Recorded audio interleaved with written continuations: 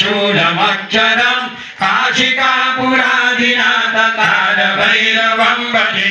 शूलटङ्कपाशदण्डपाणिमादिकारणं श्यामकायमादिदेवमक्षरं निरामयं भीमविक्रमं प्रभुं विचित्रताण्डवप्रियं काशिकापुरादिनाथ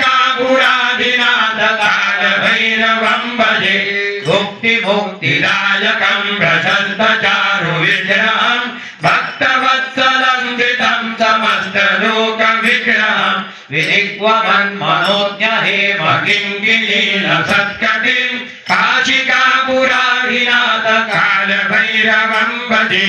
धर्मसेतुपालकं स्वधर्ममार्गनाशकं कर्मपाशमोचकं सुधर्मदायकं विभुं स्वर्णवर्णशेषपाशशोभिताङ्गमण्डलं काशिकापुराधिनाथ कालभैरवं भजे रत्नपादुका प्रभाभिरामपादयुग्मकं नित्यमद्वितीयमिष्टदैवतं निरञ्जनं मृत्युदर्पनाशनं करालदंष्ट्रमोक्षणं काशिकापुराधिनाथ कालभैरवं भजे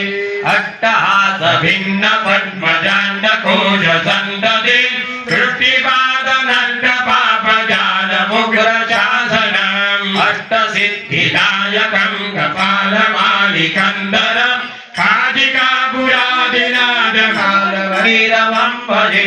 भूतसंहनायकं विशालकीर्तिदायकं काशीवासलोकपुण्यपापचोदकं विभुं नीतिमार्गकोविदं पुराणनं जगत्पतिं काशिकापुराधिनाथ कालभैरवं भजे कालभैरवाण्डकं पठन्ति ये मनोहरं ज्ञानमुक्तिसाधनं विचित्रपुण्यवर्धनं शोकमोहदैन्यलोभकोपतापनाशकं प्रयान्ति कालभैरवान्निधिं ध्रुवं काशिकापुराधिनाथ कालभैरवं भजे अवन्तिकापुराधिनाथ कालभैरवं भजे। प्रमुख 3 ठिकाणी पूर्णावली क्षेत्र सांगतोय का 3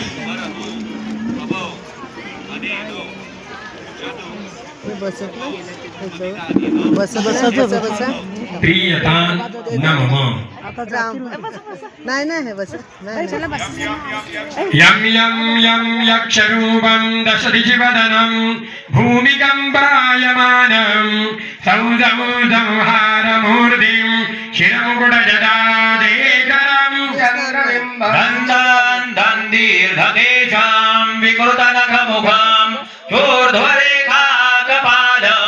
पां पां पां पापनादं प्रणपतकृतमयिं भैरवं क्षेत्रपालम्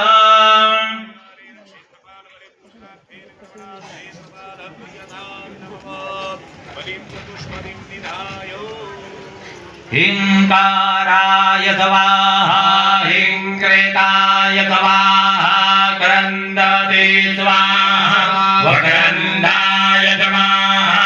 रोदते स्वाहा प्रक्रोधाय स्वाहा गन्धाय स्वाहा घ्राताय स्वाहा निविष्टाय स्वाहोपविष्टाय स्वाहा सन्दिताय स्वाहा बलगते स्वाहा शीलाय स्वाहा शयानाय स्वाहा स्वपते स्वाहा जाग्रते स्वाहा पूजते स्वाहा